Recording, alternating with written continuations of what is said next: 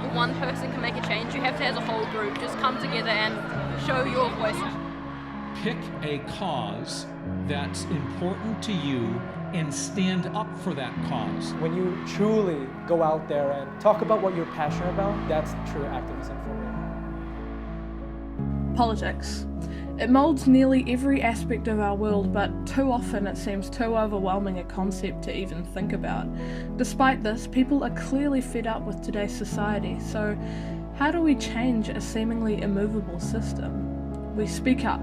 We fight injustice with our words and actions. Now, you are becoming an activist.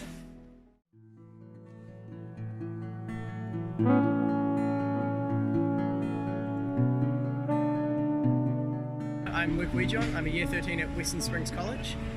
Activism is people getting together to try and change the views of the general public about an issue important to them. Luke is a youth member of Parliament for Chloe Swarbrick of the Green Party. Youth Parliament is held every 3 years, giving 120 young Kiwis the opportunity to experience Parliament as politicians do. Luke has used his role to advocate for climate, helping organise the school strikes for climate change. I'd say climate change is the most important issue to young people. We're the ones who are going to be affected so much by climate change more than any other issue and more than any other generation. We're turning this from a protest into a movement because that's the only way we can actually get action.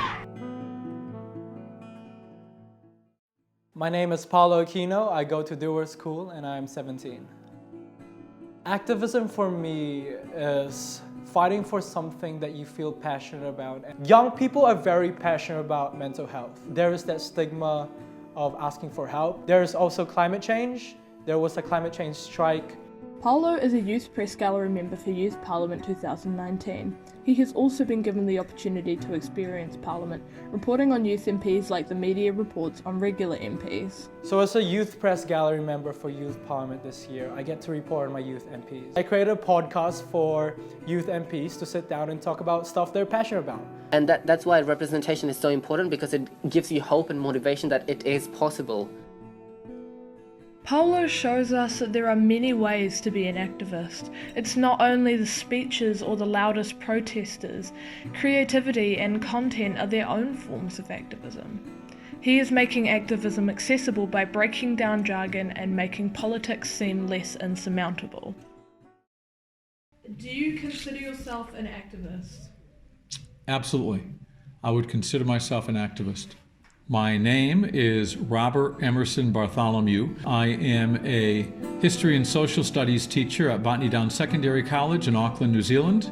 I've written about topics related to human rights, to affect change in the world, and to have a voice in the world. There's no choice. You just have to stand up for what is right. Robert is right. Being an activist is about making our voices heard. But within activism lies vulnerability, and being vulnerable is hard. It takes bravery to speak up, especially when it seems that no one else wants to.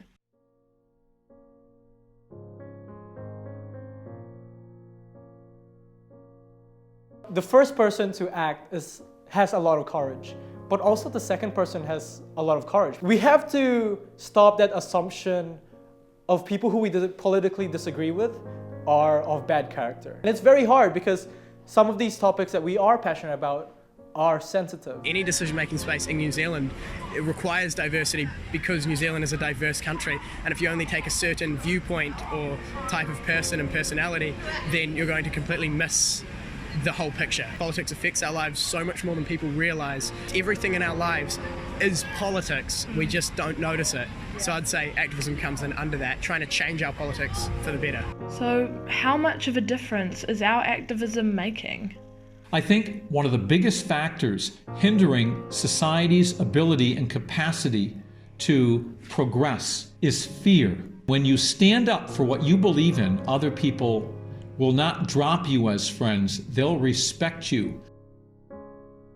People don't protest enough. From the 1960s, people were very activist, holding sit-ins in buildings and shutting down campuses. Today, you don't get much of that. Even on the recent protests with global warming, they weren't that strong as from the 1960s. At the moment, it hasn't made as much difference as we'd like, mainly because the first one was completely overshadowed by the Christchurch terror attacks. When you get a bunch of people that are passionate about something, like teachers strike and climate change strike, those are powerful movements where a bunch of people who don't know each other but have this unique passion for something, it's very powerful in the eyes of the government. It pushes them to do something about it. Nothing could happen without the people behind, the organising everything, and more importantly, the people that show up on the day.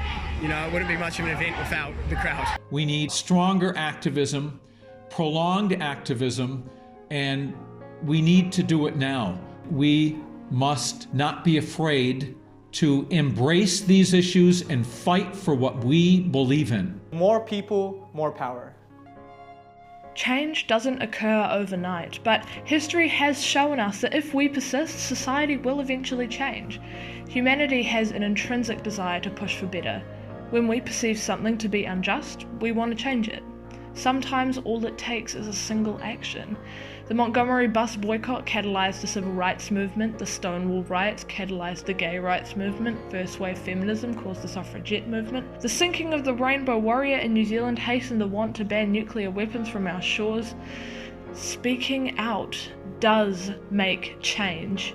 These movements started with a small group of people, but they grew, their views assimilating with society as time has ticked on.